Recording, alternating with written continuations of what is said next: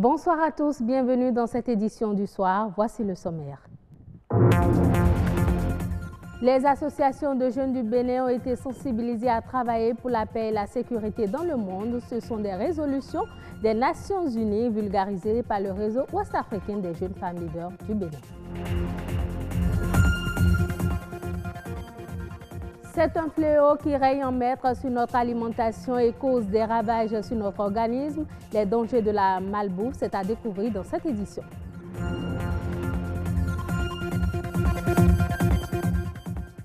Ségolène Royal est favorable au retour des œuvres d'art africaines. Elle a effectué une visite au musée des civilisations noires. Les détails dans cette édition.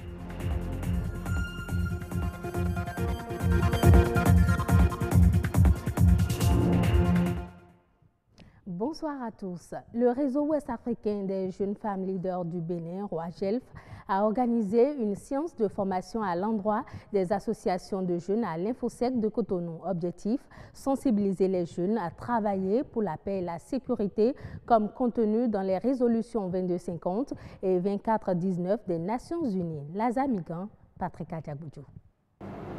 La résolution 2419 a été adoptée par les Nations Unies le 6 juin 2018. Elle vient compléter la 2250 et exhorte les États à suffisamment protéger les jeunes contre les violences en période de conflits armés, notamment les violences sexuelles et sexistes.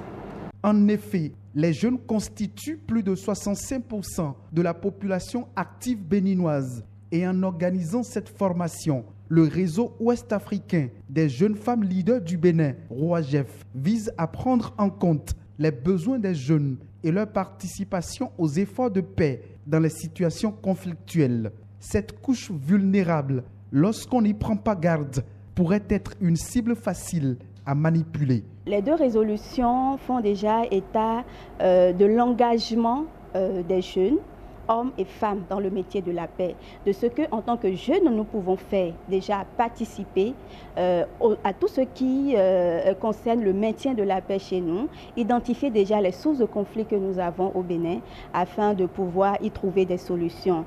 C'est aussi des engagements qui demandent à nos États de vraiment œuvrer pour que la jeunesse puisse se porter bien dans son pays, se porter bien sur le plan économique, sur le plan social, sur le plan politique. Parce que sans avenir, les jeunes très facilement peuvent se laisser entraîner par les vagues de radicalisation que le monde connaît actuellement.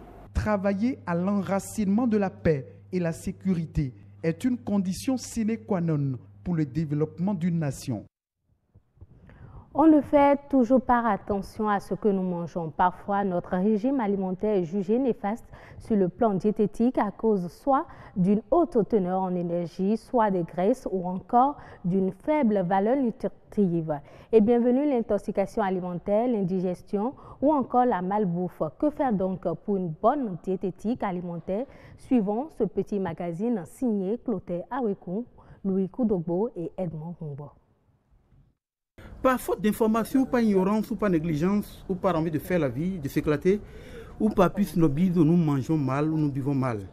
L'air du temps que représentent les festivités de fin d'année voit prospérer ces mauvaises habitudes d'alimentation.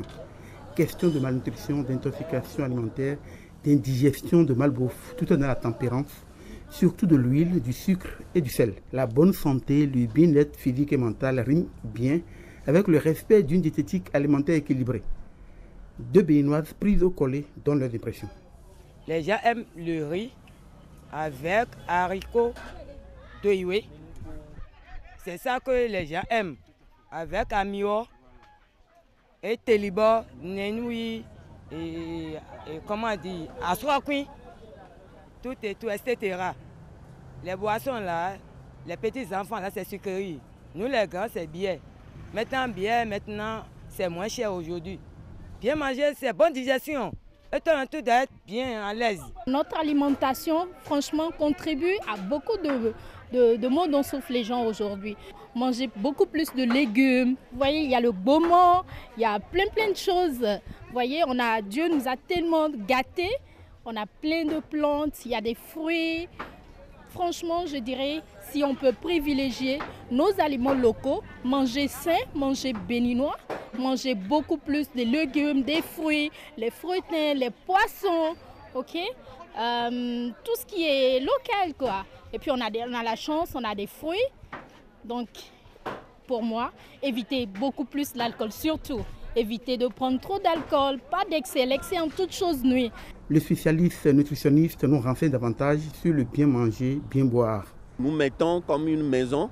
Il y a une maison où il y a la toiture, il y a le mur et il y a la fondation. La fondation, c'est les carbohydrates, les glucides, le riz, la pâte, l'igname, tout ça là. C'est ça qui est la fondation. Maintenant, le mur qui est la construction, c'est la viande, les œufs, du haricot, du sésame, du soja, du lait. Hein? C'est ça la construction. Parce que quand l'organisme, il y a toujours des organes avec le temps, les tissus adipeux qui sont fatigués. L'organisme prend tout ça là pour réparer. Et donc il y a ça. C'est tout un travail aussi à ce niveau-là. Et maintenant, les aliments protecteurs, c'est là les légumes et les fruits. Et on en a. Il y a le moringa, il y a le fontété, il y a le goma. Mais il ne faut pas les préparer et comme nous le faisons, on bout et puis après on essore et on enlève tout l'eau que nous on utilise au laboratoire. C'est ça qu'on verse dans le chromatogramme pour voir et ça nous indique la composition de la plante. Mais l'eau là, vous jetez ça. Et ce que nous, qui reste dans notre mortier, on ramasse, on jette, c'est ça que vous consommez. Et là, il n'y a que des traces des choses. On dit, mais il y a du fer dans ceci, je mange, mais il n'y a pas j'ai toujours des problèmes d'anémie. Et aussi, parce que quand vous consommez aussi ces feuilles, même normalement, il faut de vitamine C pour que le fer soit assimilé par l'organisme. Donc vous voyez que les vitamines C se trouvent dans les fruits. Donc vous devez ajouter en ce moment le fruit. Donc ce n'est pas un plaisir. On dit yovo du dessert. Donc pour nous, c'est les yovo qui prennent de dessert. Non, tout le monde doit prendre de dessert. C'est ça. La salade, c'est pour tout le monde. Ce n'est pas obligatoirement les feuilles de laitue. Si vous avez de tomates, de l'oignon, peut-être un concombre acheté, de cornichons achetés ici et coupés, hein, vous mélangez un peu de vinaigrette, pas beaucoup d'huile, hein, mais vous allez manger aussi de la salade. Parce qu'il faut des choses crues aussi pour notre organisme.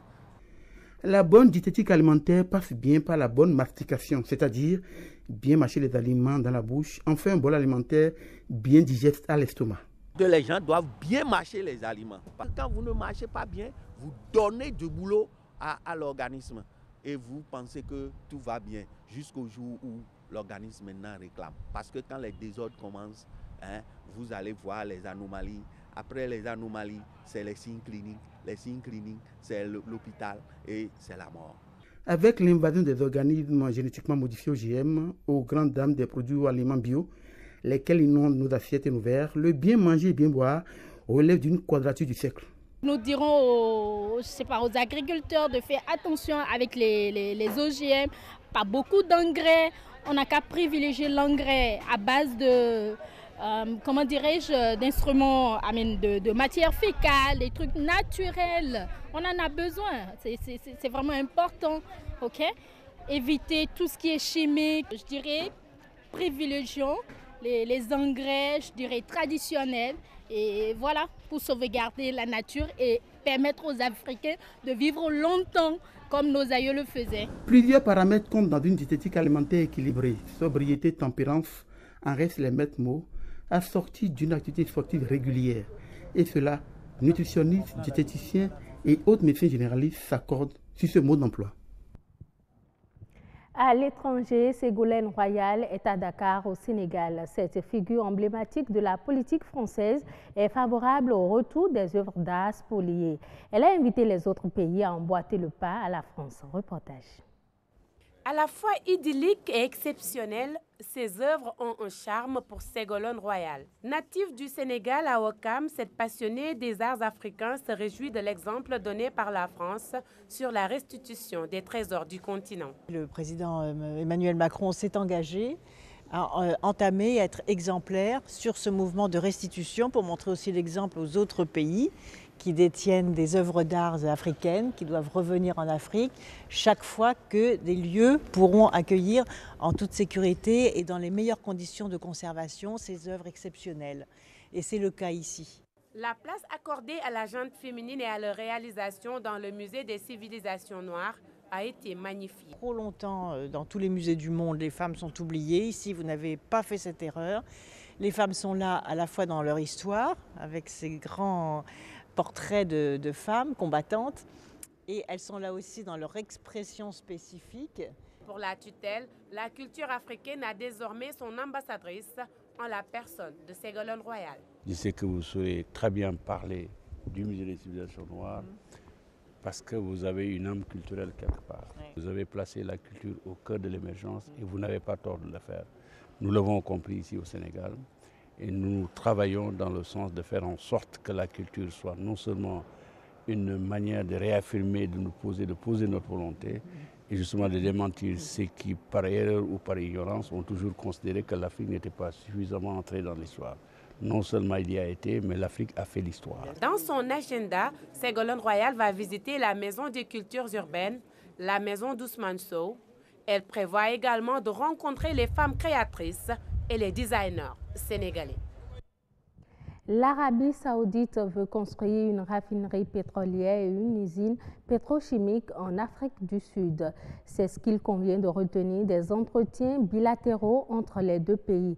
Des réalisations qui s'inscrivent dans le cadre d'un projet d'investissement global de 5 000 milliards de francs CFA qui devrait prendre en compte le domaine des énergies renouvelables. Selon le ministre de l'Énergie d'Afrique du Sud, l'importance de l'Arabie saoudite en tant que partenaire commercial ne saurait être surestimée puisqu'elle fournit 40% du pétrole brut traité en Afrique du Sud.